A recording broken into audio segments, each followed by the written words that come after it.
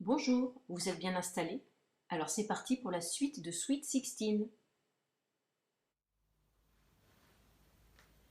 Accoudée à la fenêtre de sa classe, en compagnie de Brooke, Dorothy et Judy, Grace regardait ce qui se déroulait en contrebas devant le lycée. Jamais personne n'avait vu un rassemblement pareil. Même pour un match des All-Stars, avait assuré Anton, le capitaine de l'équipe de baseball. Devant l'ampleur du phénomène, leur professeur n'avait pas tenté de commencer à faire court. Comme ses élèves, elle était hypnotisée par l'événement, n'essayant même plus de dissimuler sa curiosité derrière les stores d'aluminium. D'ailleurs, elle les avait complètement relevés. Il doit bien y avoir 2000 ou 3000 personnes, non demanda Grace en se tournant vers Brooke. Son frère avait dit vrai. Depuis que l'une des 9 étudiants noirs avait fait son apparition, l'ambiance avait totalement basculé. Les panneaux et les banderoles s'étaient hissés, les cris, les sifflets et les hurlements fusaient de tous côtés. La clameur résonnait contre les murs du lycée et Grace avait l'impression qu'elle lui éclaboussait la figure. Sans détourner le regard, Brooke hocha la tête. Il paraît que des gens sont venus de Louisiane et de Géorgie. Il y a plein de membres du clan, c'est Sherwood qui me l'a dit. En entendant le prénom du garçon, Grace sentit son cœur battre légèrement plus vite. Toujours à l'affût d'une occasion lui permettant de parler de lui, elle demanda « Ah bon, et comment est-ce qu'il le sait ?» Brooke haussa les épaules. « J'imagine qu'ils l'ont dit à la radio. »« Hé, regardez, il y a ma mère !» Dorothy cria. « Ah oui, et la mienne aussi à côté !» Toutes deux se mirent à agiter frénétiquement le bras pour capter leur attention. Grace plissa les yeux et mit quelques secondes avant d'apercevoir les membres de la Ligue. Elles formaient un petit groupe homogène de femmes issues de la bonne société, pour la plupart mères au foyer, mariées à des notables de la ville. Toutes vêtues de blanc, elles criaient en brandissant des banderoles qu'elles avaient dû s'appliquer à coudre en sirotant du thé à la bergamote. La mère de Dorothy avait le poing levé et sa mise en pli semblait déjà un peu distendue. Regardant leurs traits déformés, Grace trouva qu'elles avaient l'air de tout sauf de femmes qui se voulaient distinguer. Elle ne put s'empêcher d'être soulagée que sa mère ait toujours souhaité rester en dehors de la ligue. Cette troupe de femmes échevelées ne lui inspirait que du mépris. Constatant que sa mère ne la verrait pas, Brooke finit par baisser le bras. Son regard se tourna à nouveau vers l'épicentre de la scène, là où tous les regards convergeaient. La jeune fille était toujours immobile. Qu'est-ce qu'elle va faire? On dirait un hamster, vous ne trouvez pas? Judy secoua la tête. Ah non, le hamster c'est blanc. Dorothy répliqua en riant. Oui, mais ça pue. Grace ne sourit pas. Elle était absorbée par la scène, comme au cinéma. Voyant que les soldats de la garde nationale ne la laisseraient pas passer, la fille avait commencé à obliquer sur sa gauche, ses livres serrés contre sa poitrine. Le niveau sonore monta d'un cran. La foule se rapprocha autour de la jeune fille qui marchait lentement le long des soldats qui pointaient toujours leurs fusils contre elle. Grace songea qu'elle n'avait pourtant rien d'une terroriste. Elle eut un mauvais pressentiment. À tout moment, la situation pouvait dégénérer et la fille pouvait se retrouver étouffée, écrasée, piétinée par la foule excitée. Elle se recula très légèrement. Ce fut un jeune homme vêtu d'une veste à carreaux qui fit le premier pas. Il attrapa violemment la noire par la robe et en déchira un morceau, tandis que d'autres s'étaient approchés très près pour lui hurler dans les oreilles. La fille rentra la tête dans les épaules et mit le livre sur sa tête. Une grande femme à la carrure masculine lui cracha dans le dos. « Bingo !» cria Brooke. Elle se tourna vers ses amis. « Vous croyez qu'elle va s'en tirer, la négresse ?» Dorothy ajouta. « Je ne sais pas, mais en tout cas, on nous en avait promis 9 et il n'y en a déjà plus qu'une. Où sont les autres? Ces noirs sont aussi laids que dégonflés. » Grace ne répondit pas. Elle était à la fois terrifiée et fascinée. « Mais qu'est-ce qu'elle fait ?» demanda Brooke comme la fille courait vers l'arrêt de bus. Brooke, Judy et Dorothy se penchèrent encore plus à la fenêtre, s'étirant pour mieux voir. « Je ne sais pas. » Grace n'osait plus bouger, comme si c'était elle qui se trouvait à la place de la jeune fille noire. Qu'allait-il se produire maintenant? Cette fille était complètement folle pour s'asseoir ainsi, alors qu'il s'en fallait de si peu pour que le rassemblement se transforme en véritable émeute. Les soldats n'avaient toujours pas bougé. En tout cas, cela ne semble pas avoir été envoyé pour empêcher qu'un noir se fasse tuer, pensa Grace. C'est alors que, sous ses yeux stupéfaits, un homme et une femme vinrent s'asseoir sur le banc de chaque côté de Madeleine. Ils étaient blancs. Pendant quelques instants, la surprise fit taire les insultes. Après avoir compris que le couple était là pour empêcher que la foule ne saute sur Madeleine, Dorothy lança Mais qui sont ces deux abrutis? Des saletés progressistes, fulmina Brooke. Pourquoi personne ne les fait dégager? Dans la foule comme dans la classe, les cris avaient repris de plus belle. Sa jupe étalée sur le banc, Madeleine restait assise, le dos voûté. Grace se demandait comment elle faisait pour ne pas hurler de terreur ou s'enfuir en courant. Peut-être tout simplement n'était-elle pas consciente du danger qui l'entourait. Quelques minutes plus tard, le bus arriva et Grace ne put s'empêcher de se sentir soulagée. Le couple entoura Madeleine et monta dans le véhicule avec elle. Grace jeta un œil à Brooke et Dorothy qui s'étaient mises à pousser des hurlements de bêtes. De leur côté, Judy se taisait. Grace se demanda si son attitude était due à sa réserve ou si, comme elle plaignait la fille, fût-elle noire comme un singe. Le bus redémarra. Une pierre fit voler une vitre en éclats, tandis que plusieurs hommes tentaient de faire barrage pour empêcher le véhicule d'avancer.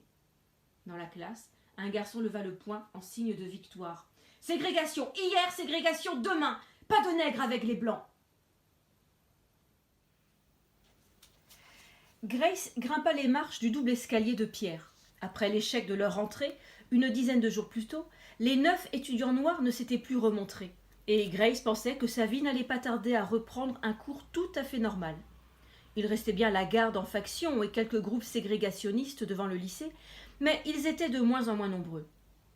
Le conseil d'administration de l'école avait demandé au juge Davis une suspension du processus d'intégration, le temps que les choses se calment. La Ligue des Mères Blanches avait même fait une pétition dans ce sens, arguant à nouveau que la sécurité de tous était mise en danger. Brooke courait partout dans les couloirs du lycée pour rallier tout le monde à la cause de sa mère. Elle y mettait autant d'énergie que si elle avait voulu se faire élire capitaine de l'équipe de pom-pom girl du lycée. Bref, Grace était d'avis que le juge reviendrait sur sa décision. Cette histoire n'allait pas tarder à être définitivement enterrée et tout redeviendrait comme avant.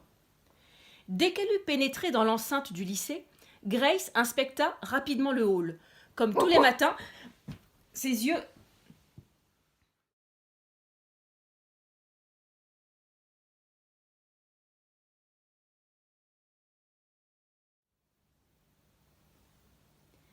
s'arrêtèrent sur un petit groupe d'étudiants de dernière année, celui qu'elle cherchait. Sherwood était parmi eux, en pleine conversation, avec une brunette adossée à un casier. « Qu'est-ce qu'elle fait ici, celle-là » marmonna Grace avant de foncer droit sur sa cible. Elle se redressa et tout sauta légèrement pour s'éclaircir la voix. « Tiens, salut Sherwood !» Le jeune homme se retourna. Grace lui décocha son sourire le plus naturel d'artifice qu'elle avait mis au point après de longues séances de répétition devant le miroir de la salle de bain. « Hey, salut Grace !» Il examina de haut en bas, et Grace fut certaine de voir ses yeux se poser sur sa taille. Il reprit « Comment vas-tu ? Ça fait un moment que je ne t'ai pas vue à la maison. Au moins 5 jours, non ?» La remarque donna un coup de fouet à Grace. 5 jours ? Il était précis. Alors, comme ça, il faisait attention à elle. Tout cela s'annonçait très bien. Très, très bien même. Il ajouta « Tiens, Grace, je te présente Lucy, qui est en cours avec moi. Lucy, je te présente Grace Anderson. » La jeune fille regarda Grace. Là, juste sous ses paupières maquillées de gris, Grace y lut une franche antipathie. « Chacun pour soi, ma vieille, » pensa-t-elle en lui rendant son sourire hypocrite. À regret, la dénommée Lucy se décolla du casier et serra ses livres contre son pull cintré. Du bout des lèvres, elle susurra. « Je vous laisse, à tout à l'heure, Sherwood, à la bibliothèque. » Elle avait fixé Grace en prononçant le mot pour bien lui faire sentir tout ce qu'il comptait de sous-entendu. Quand Lucy fut hors de son champ de vision, Grace reprit. « Vous travaillez ensemble sur un exposé ?» Sherwood pencha très légèrement la tête en arrière et se mit à rire. Dieu qu'il était sexy, presque autant qu'Elvis. Et puis, surtout lui, il avait l'avantage d'être tous les jours devant elle, en chair et en os, avec plein de muscles autour. « On peut dire ça comme ça, oui. » Grace ne sut comment prendre sa réponse et fut agacée au plus haut point quand la sonnerie retentit. Déçue par la brièveté de la rencontre, elle lança. « À bientôt alors. »« Oui, à bientôt. Quand tu viens à la maison, passe me dire bonjour. » Sherwood lui sourit et Grace tourna les talons, le cœur battant. Voilà plus de 10 jours que les 9 étudiants étaient coincés chez eux. À quoi sert-il que la Ligue réclame une énième suspension de l'intégration ? Avait demandé Madeleine lors d'une réunion avec la NAACP. De toute façon, tant que les soldats seront là, nous pourrions être 150, que cela ne changerait rien. Aucun d'entre nous ne pourra entrer. Le juriste de l'association avait alors expliqué. Très bien résumé. C'est donc pour cela que, pour contrer la Ligue, nous allons exiger du juge Davis qu'il fasse appliquer la loi. Les écoles publiques doivent dorénavant être mixtes, quelle que soit l'opinion des gouverneurs sur la question. Phobus doit retirer les soldats. Conrad Bishop avait renchéri. Ouais, on ne va pas laisser ce type jouer au shérif. Quand on pense que son père militait pour le droit de vote des femmes, le vieux doit se retourner dans sa tombe. À défaut de pouvoir s'occuper autrement, Molly profita de ces 2 semaines pour réfléchir. Essayer de poser des mots sur ce qui s'était passé. Écouter ce qu'elle avait ressenti et ce qu'il en restait. Bien sûr, immédiatement après, elle eut peur.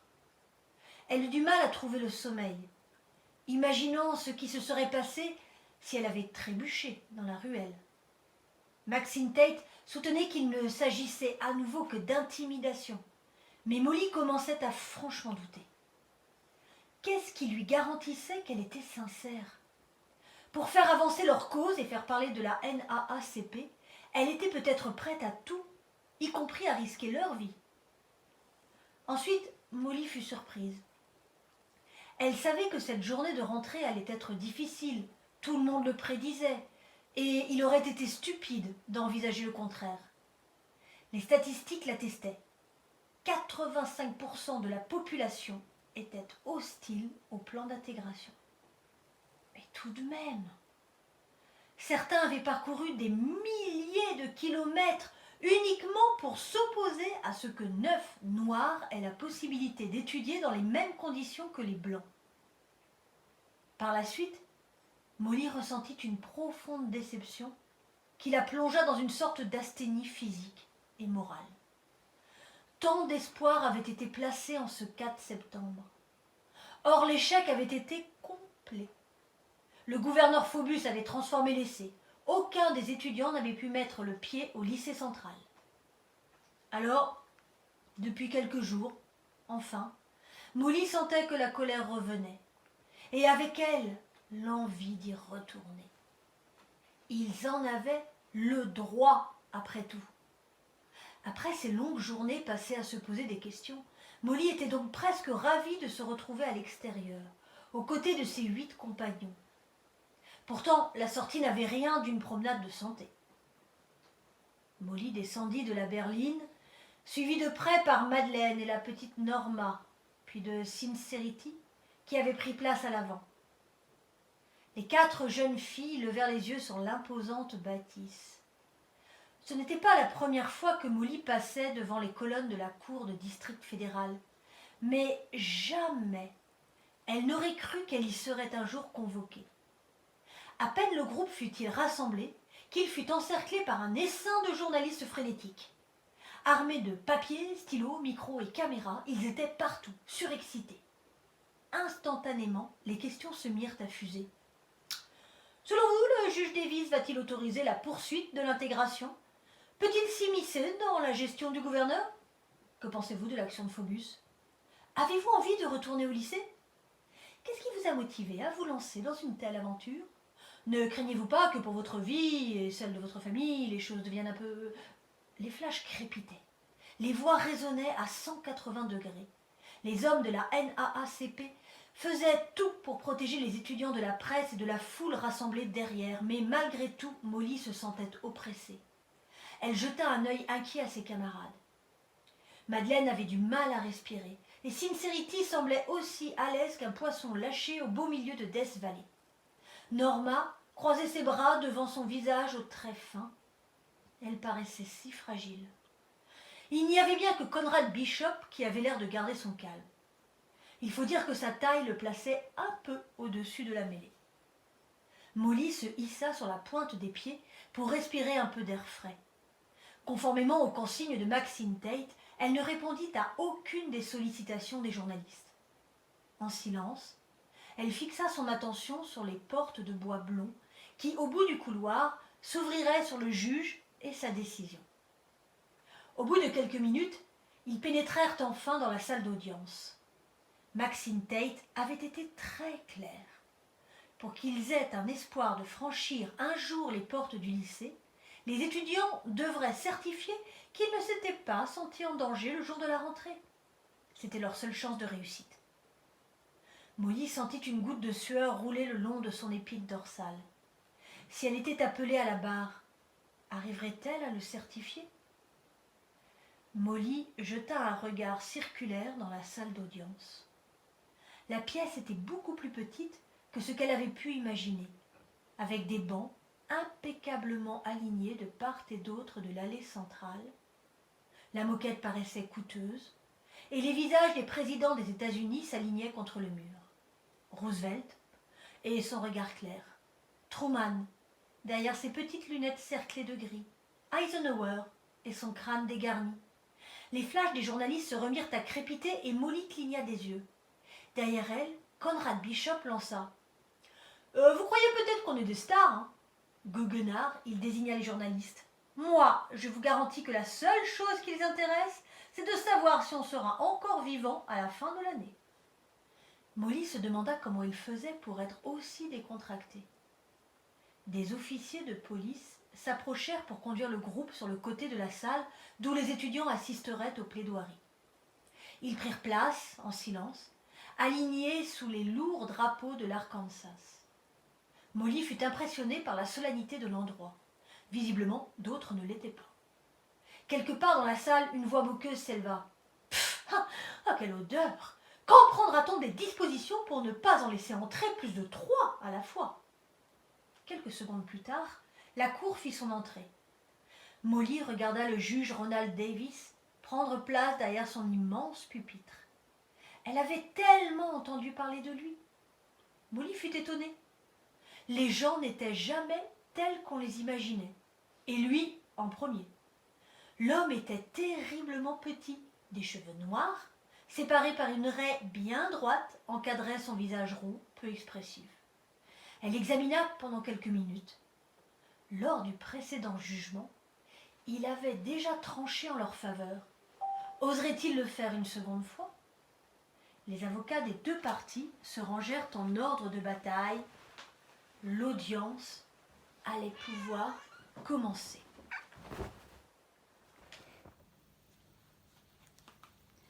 Grace appuya sur la sonnette de la porte d'entrée des Sanders. On était presque à la fin du mois de septembre, et il faisait encore chaud et humide. Elle passa rapidement un doigt mouillé sur ses sourcils, regrettant d'avoir oublié son miroir de poche sur le siège de la voiture. Une volée de pas rapides et légers indiqua à Grace que Brooke venait lui ouvrir. Quelques secondes plus tard, celle-ci lui fit face, les yeux chargés de reproches. « Ah, c'est pas trop tôt ? Franchement, Grace, tu ne sais pas ce que ça signifie, ponctualité ?» Grace leva les yeux au ciel et embrassa Brooke. Son amie avait les cheveux relevés en chignon et 2 superbes perles blanches à ses oreilles, qu'elle n'avait jamais remarquées. « Allez, viens, suis-moi !» Grace lui emboîta le pas et pénétra dans le hall d'entrée. Chez les Sanders, tout était toujours d'une propreté impeccable. Sur la console en acajou, Grace nota que la panthère de bronze partageait désormais l'espace avec un énorme gardénia. Grace plongea son nez dans les fleurs blanches. « Cadeau de mon père », indiqua Brooke d'un geste de la main. « Il fait toujours ça quand il a quelque chose à se faire pardonner. Tu viens ? Tout le monde est déjà derrière, dans le jardin. » Grace hocha la tête et suivit son amie, regardant discrètement autour d'elle dans l'espoir d'apercevoir Sherwood. Encore une fois, c'était uniquement pour cette raison qu'elle avait accepté d'assister à un rassemblement de la Ligue. Les 2 filles passèrent devant les portes du salon, ouvertes sur le silence des heures chaudes. Seul le ronronnement des ventilateurs rappelait qu'il s'agissait d'une pièce habitée. Comme elles atteignaient la porte donnant sur l'arrière-cour, Grace se redressa et passa sa langue sur ses dents. Tout le monde devait être là, Sherwood y compris. Jetant un œil rapide par-dessus l'épaule de Brooke, elle inspecta le jardin. Sous une tonnelle blanche, une quinzaine de femmes faisaient cercle autour d'une grande table en fer forgé. Un verre à la main, elles discutaient en souriant, lissant leurs jupes ou replaçant çà et là leurs colliers, observant discrètement la tenue des unes ou le comportement des autres. Certaines oreilles doivent siffler, songea Grace en les regardant piailler. Sur une desserte placée sur le côté, on avait installé un gros poste de radio. autour duquel le groupe ne tarderait pas à se rassembler. Martha faisait le va-et-vient entre les invités et la cuisine, rapportant des pichets d'orangeade ou des petits muffins aux myrtilles. Grace pesta intérieurement. Pas de Sherwood en vue. Elle n'allait quand même pas gâcher un vendredi après-midi à écouter bavasser une tripotée de quinquagénaires aigris par l'inactivité. Elle aurait encore préféré rester en cours de comptabilité. « Attends !» lança-t-elle à Brooke, qui était déjà au milieu de l'escalier de pierre. « Il y a un problème ?»« Non, non, la rassura Grace. Je vais juste aux toilettes, et je reviens. » Brooke haussa les sourcils et répondit. « Fais comme tu veux, mais fais vite, ça ne va pas tarder à commencer. » Grace fit demi-tour dans le couloir, le sourire aux lèvres. « Maintenant, ma petite Grace, débrouille-toi comme tu veux, mais trouve ton jouet. » Sherwood était là. Elle s'en était assurée avant d'accepter l'invitation de Brooke. De retour dans le hall d'entrée, elle marqua un temps d'hésitation. Que devait-elle faire? Monter au premier étage? Et si quelqu'un la trouvait là-haut, au milieu du couloir? Grace s'efforçait d'accélérer sa réflexion, quand une voix grave la fit sursauter. « Grace ?» Sherwood se tenait derrière elle, si près qu'elle pouvait sentir la fraîche odeur de lessive de son sweatshirt. Il la regardait bizarrement, avec un étrange petit sourire au bord des lèvres. L'espace d'un instant, Grace se trouva presque mal à l'aise. Elle se recula très légèrement. Sherwood reprit. « Qu'est-ce que tu fais là ?» Grace se redressa et, haussant le menton pour appuyer son mensonge, elle répondit « J'allais aux toilettes. »« Ah ouais, c'est marrant, c'est pas du tout par là. » Loin de se laisser décontenancer, Grace répondit « Je me suis arrêtée pour regarder le gardénia. » Sherwood leva un sourcil taquin. Oh, « Je comprends. L'horticulture, c'est passionnant. » Grace haussa les épaules légèrement irritée. Une fâcheuse tendance à la susceptibilité lui faisait détester ce genre de plaisanterie. « C'est rare d'en voir d'aussi beau, c'est tout. J'avais juste envie de le regarder de plus près. » Sherwood marqua une pause avant de s'approcher d'elle. Encore plus près. Extrêmement près. Maintenant, son jean frôlait la main de Grace. Il susurra, la voix traînante. « Ouais, comme moi. J'ai envie de regarder de plus près. » Cette fois, Grace sentit ses intestins se tordre de plaisir. Oh, « Seigneur, faites que je ne transpire pas !» pria-t-elle intérieurement. Soudain, elle entendit des pas. Sherwood se retourna. C'était Brooke qui, à grandes enjambées, arrivait droit sur eux depuis l'autre bout du couloir.